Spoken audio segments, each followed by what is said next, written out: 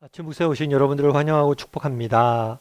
오늘도 하나님께 새로운 날을 허락하셨는데요. 새로운 날을 걸맞는 새로운 은혜로 오늘 하루 우리 인생을 지켜주실 믿습니다. 오늘은 눈물을 마시고 죄를 먹으며 라는 제목을 가지고 시편 102편 1절부터 11절까지 말씀을 같이 한번 살펴봤으면 좋겠습니다. 1절부터 3절까지 말씀 같이 한번 읽어볼까요? 여호와여, 내 기도를 들으시고 나의 부르짖음을 주께 상달하게 하소서. 나의 괴로운 날에 주의 얼굴을 내게서 숨기지 마소서. 주의 귀를 내게 기울이사 내가 부르짖는 날에 속히 내게 응답하소서. 내 날이 연기같이 소멸하며 내 뼈가 숯같이 탔음이니이다.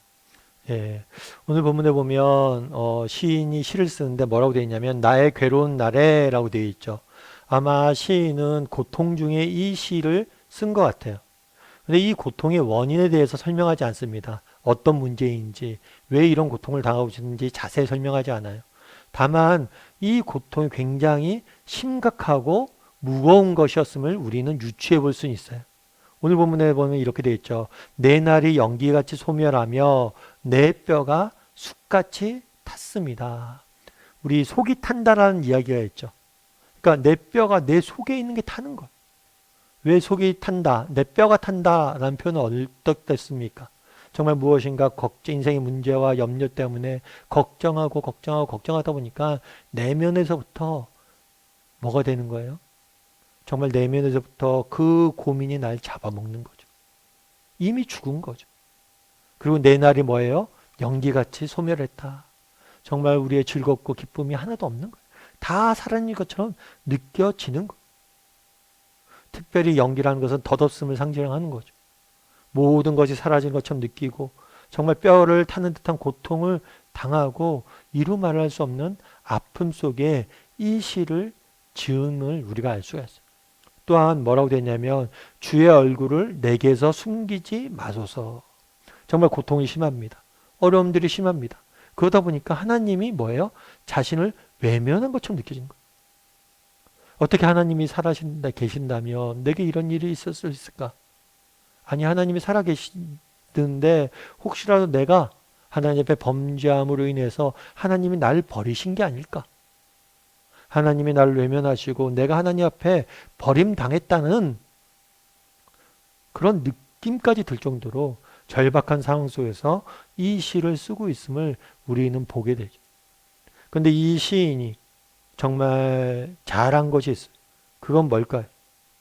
그것은 여호와여, 내 기도를 들으시고 나의 부르짖음을 주께 상달하게 하소서라고 이야기하는 거예요. 정말 어렵고 절박한 상황 속에서도 여전히 하나님 앞에 뭐하는 모습들을 보게 돼요? 부르짖는 모습들을 보게 되는 거죠. 여러분, 우리도 마찬가지입니다. 우리도 정말 오늘 본문의 시인은 분명 믿음의 사람이었어요. 그럼에도 불구하고 그 인생에 고통이 임했습니다. 단순한 어려움이 임한 게 아니라 뭐 인생을 살다 보면 어려움이 임할 수 있지 라고 생각할 수 있는데 그런 어려움이 임한 게 아니라 도저히 감당하기 어려운 고통에 직면해 있음을 보게 되는 것. 우리도 마찬가지라는 거죠. 정말 우리도 믿음이 있습니다. 믿음이 있는데 우리 인생에도 뭐가 있을 수 있다는 거예요? 고통의 날들이 있을 수 있다는 거예요. 특별히 시인이 그런 얘기를 하잖아요. 주의 얼굴을 내게 숨기지 마소서. 마치 하나님이 외면하고 하나님 앞에 버림받은 듯한 그런 고백을 하는 거예요. 우리도 마찬가지는 너무나 힘들고 어렵고 그러다 보면 정말 다른 사람은 하나님이 사랑하는 것 같은데 나는 사랑하는 것 같지 않고 하나님이 주시는 은혜와 축복과는 내 인생과는 무관한 것처럼 느껴질 순간들이 있다는 거예요. 우리도 이런 시인의 고통이 있는 정말 시인이 무엇 때문에 이런 고통당하고 있는지 모르지만 우리도 이 땅을 살다 보면 정말 말로 다 할 수 없는 고통의 날들에 직면할 때가 있다는 거예요. 그런데 앞서 이야기했던 것처럼 시인이 잘한 것은 무엇이에요? 여전히 그럼에도 불구하고 하나님을 찾아갔다는 거예요.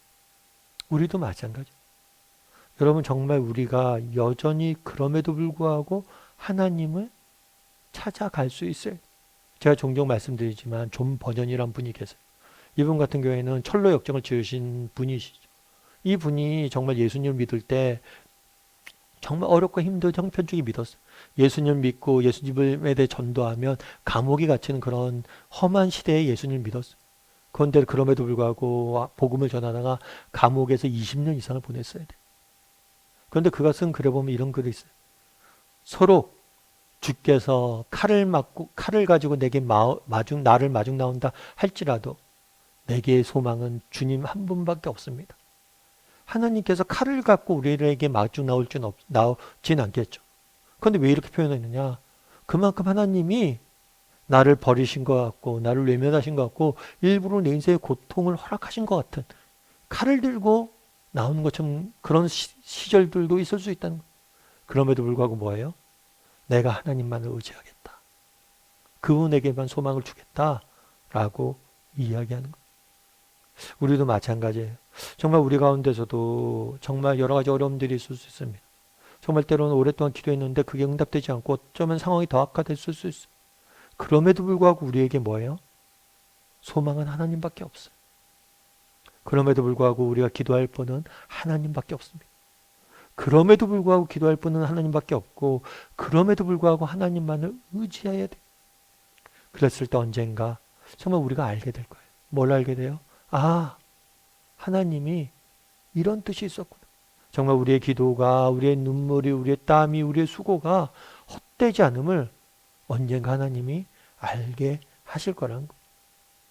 예전에 제가 어떤 책을 읽었는데요. 이 책은 이제 장영희 교수님이라는 사람이 쓴 책이에요. 이 장영희 교수님 같은 경우에는 태어나면서부터 1년 만에 소아마비가 걸렸어요. 그러니까 평생을 장애를 갖고 사는 거죠. 단순히 장애를 갖고 사는 것만 해도 힘든데 장애와 더불어 그 인생에 찾아온 게 있어요. 그 찾아온 게 뭐냐면 차별이에요. 지금이야 그래도 장애인들에 대한 대우가 있지만 그 당시에는 장애인에 대한 차별이 엄청났었어요. 그래서 열심히 공부를 해서 중고등학교를 마쳤는데 대학도 진학할 수가 없었어요. 왜냐하면 장애인을 위한 시설이 없다고 대학교에서 안 받아준 거예요. 그래서 그 장애인 교수님이 아버님이 서강대에 가서 신부님에게, 서강대는 이제 카톨릭에 세운 학교니까 신부님에게 부탁을 했대요. 우리 애가 여차 못해서 대학을 못 가는데 이게 말이 되냐. 그랬더니 그 신부님이 받아주기로 했어요. 그래서 영문학과를 받아주고 나중에 영문학과 유학까지 가서 박사까지 되신 분이세요. 근데 뉴욕 생활할 때도 이야기를 쭉 써놨어요. 뉴욕에서 박사과정을 받는데 사실 쉽지가 않죠. 뭐 해외 나가서 장애를 갖고 공부하는 게 쉬운 문제는 아니에요. 열심히 힘겹게 해서 논문을 이렇게 완성을 한 거예요. 논문을 완성을 한 다음에 이 논문을 이제 다 완성을 했는데 이 논문을 가지고 친구 집에 잠깐 여행 갈 시간이 있었어요. 근데 친구 집에 여행을 가는데 가서도 좀 논문을 마무리하려고 논문을 트렁크에 싣고 갔나 봐요. 그런데 그 도둑이 이 트렁크를 훔쳐간 거예요. 그러니까 하늘이 무너지는 것 같죠. 자기 2년 동안 쓴 논문인데 그 당시 뭐 지금이야 뭐 이게 저축이나 뭐 저장이나 이런 거 디스크로 이렇게 저장해 놓고 뭐 이렇게 하지만 그 당시엔 그런 것도 없고 다 수작업을 한 건데 그 논문이 사라졌으니까 완전히 하나님이 무너질 것 같아. 하늘이 무너질 것 같았대. 그런데 어쩔 수 없이 어떻게 해요? 다시 논문을 쓴 거죠. 그래서 1년 넘게 논문을 해서 다시 쓴 거예요. 그러면서 그 논문 집에 이제 논문을 쓰고 나서 맨 앞에 논문에 보면 그런 거 있잖아요. 앞에 뭐 누구에게 감사합니다. 누구에게 감사합니다. 쭉 적혀져 있잖아요. 그래서 하나님께 감사합니다. 부모님께 감사합니다. 쭉 적혀 있는데 맨 마지막에 뭐라고 적어놨냐면 내 논문 원고를 훔쳐가서 내게 삶에서 가장 소중한 교훈인 다시 시작하는 법을 알려준 도둑께 감사합니다. 라고 적었대. 다시 시작하는 법을 알려준 도둑께 감사했다. 다르게 말하면 그때 너무 논문을 잃어버리고 너무 힘든 시간이었다는 거예요. 그런데 정말 그때 중요한 인생의 교훈을 배웠고 그 교훈이 없었다면 지금까지 버티지 못했다는 거예요. 그 교훈은 뭐예요? 다시 시작하는 법이에요. 모든 것이 무너졌을 때 다시 시작하는 법을 배웠다는 거예요. 참 그 이야기를 듣고 참 되게 이분도 되게 유머러스도 하고 되게 세상을 보는 다른 시각이 있구나 이런 생각도 들었지만 여러분 우리 인생에 고난이 있어요. 근데 이 고난이 무의미하진 않아요. 이분은 그걸 배운 거예요. 어려서부터 하나님께 내게 장애를 허락하시고 여러 가지 어려움들을 했지만 이 고난이 무익하진 않다. 이게 평생 하나님과의 동행 가운데 배운 거란 거예요. 그래서 논문을 잃어버리고 다시 썼는데 이 시간 역시도 다시 시작하는 법을 배우는 시간이었다. 여러분 평생 장애를 갖고 사는 게 쉽지 않아요. 그럼에도 불구하고 뭘 한 거예요? 이 모든 것이 무의미하지 않다는 걸 아는 거예요. 여러분, 우리도 마찬가지예요. 정말 우리도 인생 살다 보면 고통과 어려움들이 있을 수 있습니다. 근데 정말 그것들로 인해서 우리의 뼈가 수처럼 탈 수도 있어요. 정말 눈물을 죄로 마시며 늘 정말 눈물 속에 하루하루 보낼 수 있어요. 하지만 그럼에도 불구하고 그런 순간이라도 뭘 해야 돼요? 하나님께 부르짖을 수 있어야 돼요. 그럼 우리는 언젠가 알게 될 거예요. 이 모든 것이 헛되지 않아. 바라기는 우리 다음의 식구들이 힘들고 절망스러운 순간에라도 하나님을 바라볼 줄 아는 사람이 되었으면 좋겠어요. 부르짖을 줄 아는 사람이 되었으면 좋겠어요. 그랬을 때 정말 우리의 이 모든 눈물이 헛되지 않은 것입니다. 눈물의 끝에 하나님의 우리의 눈물을 닦아주는 그 하나님의 선한 손길을 맛보게 될 거예요. 그런 믿음을 가지고 하루하루 정말 하나님께 부르짖을 줄 아는 저나 여러분이 되기를 주님의 이름으로 소원합니다.